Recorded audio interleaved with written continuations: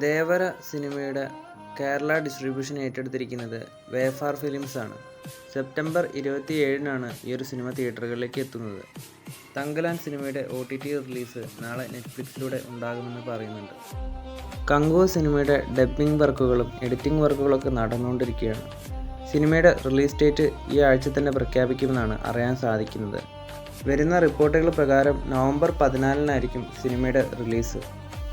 അജിത്തിൻ്റെ good bad ugly എന്ന സിനിമയുടെ shooting നടന്നുകൊണ്ടിരിക്കുകയാണ്. സിനിമ 2025 പൊങ്കൽ റിലീസ് ഇപ്പോൾ കൺഫേം ആക്കിയിട്ടുണ്ട്. ദളപതി 69-ൽ വില്ലി കോംബോ വീണ്ടും ഒന്നിക്കാൻ പോകുന്നു. പ്രകാശ് രാജും ഈ ഒരു ചിത്രത്തിൻ്റെ ഭാഗമാവുന്നുണ്ടെന്നാണ് ഇപ്പോൾ അറിയാൻ സാധിക്കുന്നത്. ഒരു പൊളിറ്റിക്കൽ ആക്ഷൻ ചിത്രമായിട്ട് വരുന്ന ദളപതി 69 എന്ന സിനിമയുടെ ഷൂട്ടിംഗ് ഒക്ടോബർ മാസത്തിൽ ആരംഭിക്കും. അതുപോലെ തന്നെ 2025 ഒക്ടോബർ മാസത്തിൽ തന്നെ സിനിമ റിലീസിനെത്തും.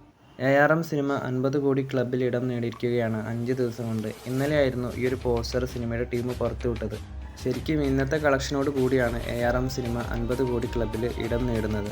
6 ദിവസത്തെ സിനിമയുടെ എസ്റ്റിമേറ്റഡ് കണക്കുകൾ പ്രകാരം 45 കോടി രൂപയാണ് ARM സിനിമ ഇതുവരെ കളക്ഷനായിട്ട് നേടിയിരിക്കുന്നത്. 30 കോടിയാണ് സിനിമയുടെ ബജറ്റ്.